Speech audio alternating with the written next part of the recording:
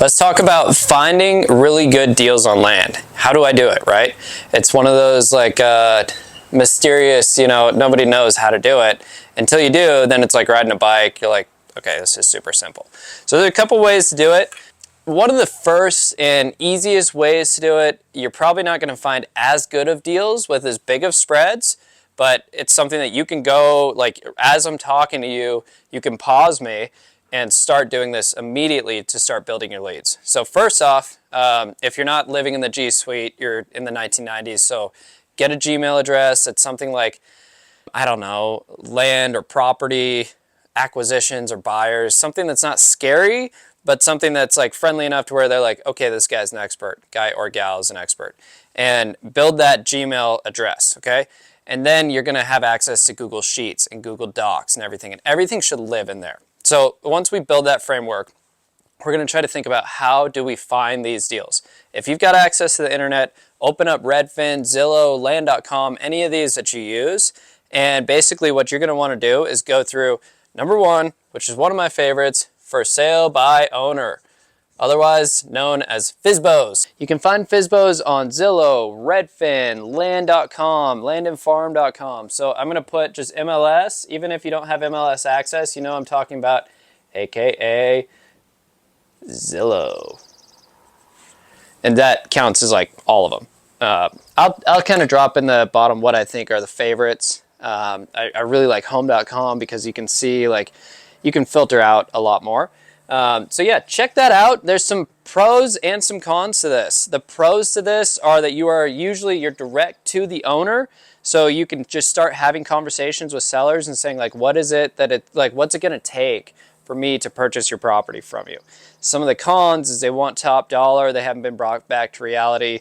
And they're not real estate agents. They're usually pretty unprofessional. So you just deal with a lot of personalities, but it's the nature of the business. We're solving problems. So you get to the bottom of the problem and you find the root.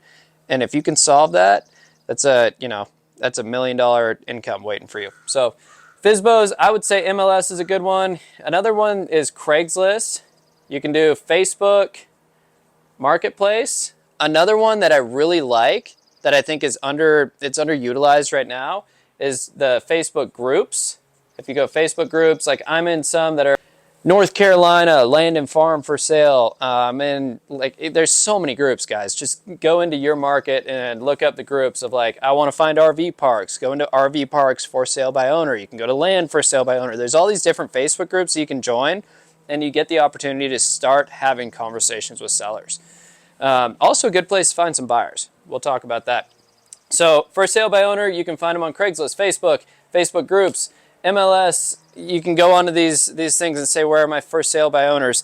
Another really good one that is underutilized that I haven't really talked much about is Craigslist. I found my first deal on Craigslist in the Craigslist free section. I got an acre for like $1,500, and the next summer, an acre across the street, same exact home site, minus like a couple things that my property had, that home site sold for like $50,000. So don't sleep on the Craigslist free section. There's a lot of great opportunities there.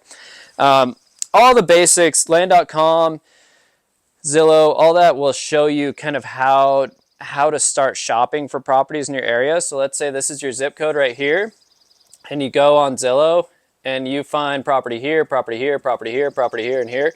And you kind of find, okay, this acre is 50K, this one is 75K, and then this one's 85K, this one's 90K.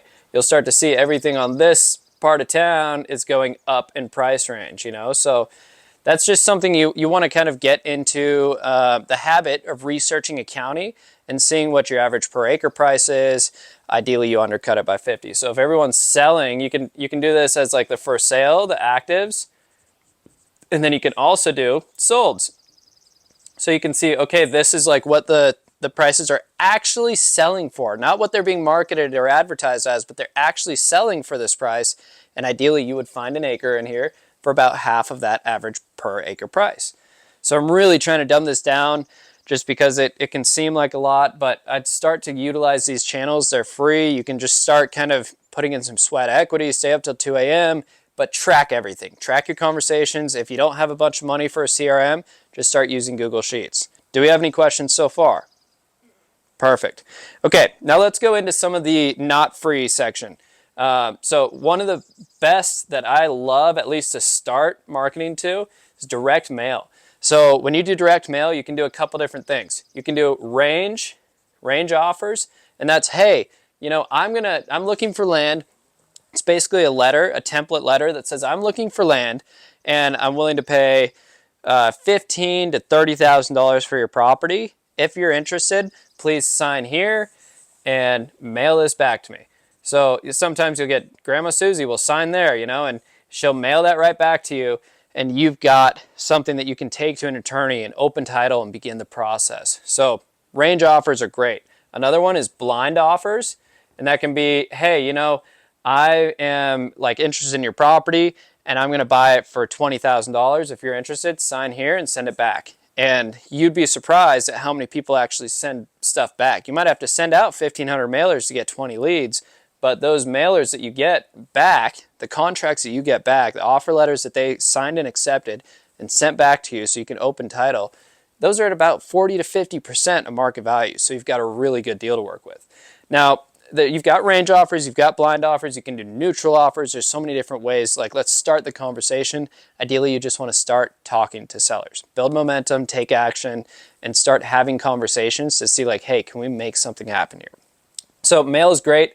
If nobody responds to your lowball offer because they get these letters all the time and they just throw them away, don't be offended. Move them into the next sequence, which is cold calling. You don't have to do this. You don't have to do this. You don't have to do this. And what I mean is it should still get done, but you don't have to make 150 phone calls today. You can hire people who use power dialers who are calling like 7, 8 people at a time, and when someone picks up, they have the conversation. My cold callers are out of Egypt. They have American accents, and they're really, really strong negotiators. So they kind of have an idea of what the conversation looks like. They bring me a form of here's the APN, here's the property ID, here's the seller, here's their situation. They build 15 minutes of rapport with them to really make sure that the seller understands I'm here to solve your problem. And the next call that you get is going to be from Austin, John, Jonah, whoever is going to call them next. So cold calling is great. Now let's say you mail your list, you then enter them into cold calling, and you've still got a ton of people, a ton of data right here. What you can do is you can enter these people into your nurture stream or, you know, your email campaign. I'll say text is huge. You can do a text blast. You got to be a little careful with this. Just look up your local laws and what you can and can't do. But usually you can do text, you can do email, you can then geofence and do like pay-per-click ads. There's all these different ways to start having conversations. You really need to set this up on the back end so that it can just kind of be a natural flow. You get leads. It's super easy. When you're sleeping, you get leads, you get leads, you get leads. I get like 5 leads a day because I've kind of set up this system with my partner out of Chicago. But you don't have to do any of this. You can start right here.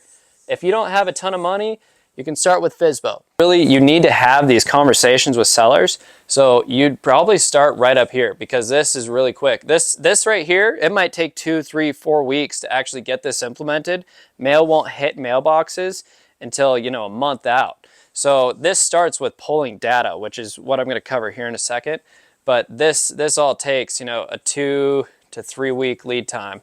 And this you can do right now. I know you're laying in bed or you're laying on a couch or you're sitting on your desk listening. You can pause me and come back to me in an hour or two.